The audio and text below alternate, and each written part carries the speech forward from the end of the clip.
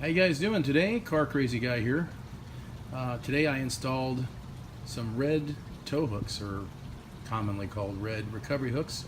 My vehicle did come with them. They were black. I decided to go for the red ones, and they look really nice. They're torch red. I think that's the same color as the torch red Corvette.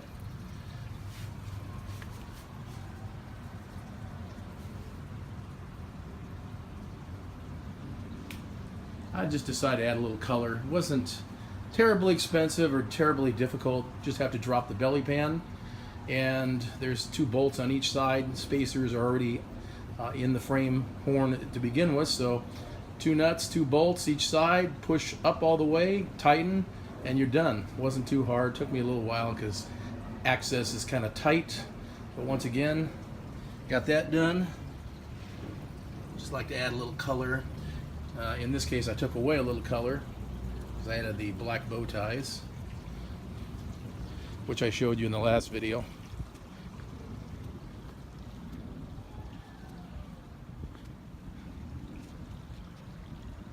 And a little carbon fiber touch here as well in the license plate frame. Well, that's pretty much it. Not much to show you here. So I'll make some more videos as they come. I still need to make a video of the exhaust in action, but added a nice little splash of color. I don't know if it shows up too well in the video. On my phone it looks kind of dark, but I like it. Wasn't terribly expensive, about 125 bucks. They gave me about 10% off, so it was about 112.50 plus tax. And the first 2 pairs that I ordered, one from a place called Trunk Monkey Parts. Not their fault because GM packages it kind of crappy. What they do is they place the 2 hooks into foam little packets, and then the bolts are just floating around in a plastic bag, and during transit they just clank around and then they end up hitting the actual cover, or the hook. So the second set, I sent those back. The second set I ordered from my dealer, and they were the same way. They were actually worse. This set here had 2 tiny nicks, nothing like the other ones, except they were on the underside where you're never going to see them, and you couldn't even see them to begin with. So these one look nice. So I went with these ones, brought them home, and installed them. And one little issue I noticed though today, and I didn't realize this, the temperature sensor in the front keeps reading the same temperature no matter how hot or cold it is. It's approximately 88 degrees. It just sits there. I mean, today is well over 100 degrees here. It's hot and humid. So this sensor doesn't change. Now, I did buy another sensor. They're really inexpensive. They're about $7. And I plugged it in because it's really easy to get to. It's actually right inside here. That's the sensor right there, laying inside with the original one still in there. Nothing changed. So I decided to disconnect the battery. Maybe it's just maybe it needs to be reset. We'll see what happens with it. I'm going to go ahead and reconnect the battery, and I'll be back in a minute and let you know if anything changed. I seriously don't think it will, so it might have to go into the dealership, and let's see what they have to say about it. All right, well, today is a new day. It's getting dark out. Just give you a little close-up of the hooks. I like them. They look really nice. Torch red, kind of a pretty color. Matches the Z71. Now on the update to the temperature sensor, talked to the service manager. He told me that the sensor will not update on a normal basis unless you're going at a certain speed, and he said the reason behind that is the ambient air temperature when the car is idling will go up because of all that trapped heat behind the grill. So it makes sense. I checked it today. Last time I checked it, it was at 100 degrees, which is about correct. And today I checked it, and it was about 20 degrees cooler. So it looks like it's working correctly now. So I have nothing further to report regarding that. One little issue I ran into is the rear differential. There is a drain plug, and I don't think that plug itself was sealed correctly. Maybe it didn't have the proper tape or sealant on the actual threads. So it's starting to seep and weep. So I took it in once. They didn't find anything wrong. Just snugged everything down. I'm going back on Friday. I think they're going to pull the drain plug, drain the diff, put probably some sealer on the actual plug, and put it back in and refill it. I hope they don't forget to refill it. Hey, that's their problem, right? Anyways, that's the only problem I've had with it. The leak is very minor. It just seeps or weeps just enough to create just a tiny little itty-bitty amount at the bottom of the diff. Nothing major, but I'll get that wrapped up this Friday, so in a couple of days that should be done. Unfortunately, when they snug down all the bolts on the diff, I guess the powder coating kind of flaked off. So, you know me, I'm kind of anal. I didn't like it, so I actually ordered some 13 millimeter bolt head covers. They look like little acorn nuts. They actually slip right over the bolt head. I think with a little thread locker, you can just slide it over. It'll kind of seal it in place. You can knock them off if you need to get in there and remove them at a later time, which is probably not going to be never. So for the meantime, I use some little rubber bolt head covers. They're gray. I prefer black, so it just sort of blends in.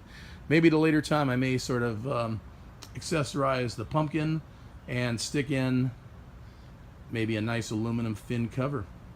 But there's an AFE brand, but it's really expensive. It's about $375, and the dealer said they would actually do the installation, and it's about $130 to do that, hours labor. Right now that's just not a necessity. It's just aesthetics. $500 to do that. I could probably just do it myself. Comes with the fluids. But the service advisor told me to use GM's fluid, not anybody else's. This way, if there's any warranty issues, you're not going to get a denial. So if the dealer did the install, used the GM fluids, then there's really nothing they can say. And now it does hold about a half a quart more, so you have a little increased capacity.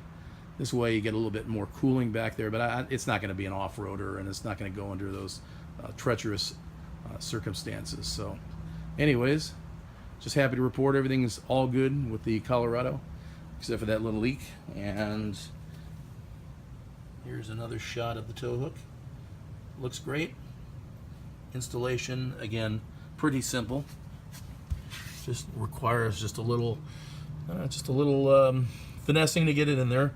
2 bolts, kind of a pain. 1 bolt kind of blocks the other, but got it done. My fog light was wrapped or treated to Suntech paint protection film. It had a piece of dirt in it, so the installer came by today to my house directly, replaced it, and now it's dirt free and looks good. So the front of my truck is also paint protected as well, and you can probably see the maybe you can't see it, but there's a line. It's even hard for me to see it now. The line is right about there. It goes all the way up. Covers the leading edge of the hood to about here. The headlights are covered. The fog lights are covered. The whole bumper is covered. That's pretty much it. They also did a ceramic coating on it, so it was about $1,250 for the whole deal. Unfortunately, I had a dispute with the owner of the shop, and he doesn't want me to come by there anymore. That's why he sent his installer to my house to do it, because he just doesn't want to deal with me anymore. And not that I'm a bad guy to deal with, but he's going through something. I don't know what, but he's just I don't know. I don't know what to say. He's got some issues, and I can't deal with him personally. So bottom line is I got it done, and I guess I'm finished with him permanently.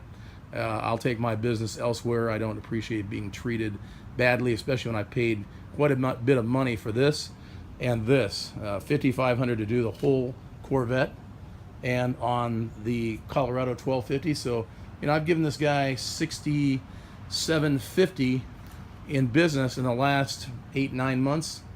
I don't know. I wouldn't be shining on your customers. You know, that's your paycheck right there. That's fine. Anyways, luckily the guy that came out to my house today is an independent, and he does stuff on the side. So for little stuff, I can have him come into my house and to do some of this work, and I'm happy. So I may get the rear rockers replaced, because GM uses, I think it's 3M film, and it yellows. It's pretty thick.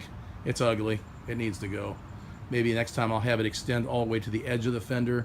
This way you don't see the cutout, you just see the front edge of it, but not the whole outline of it. So Again, car crazy guy here from Santa Clarita on a weird day. Extremely hot, extremely humid, but all in all, it's good. I'll see you later. Take care.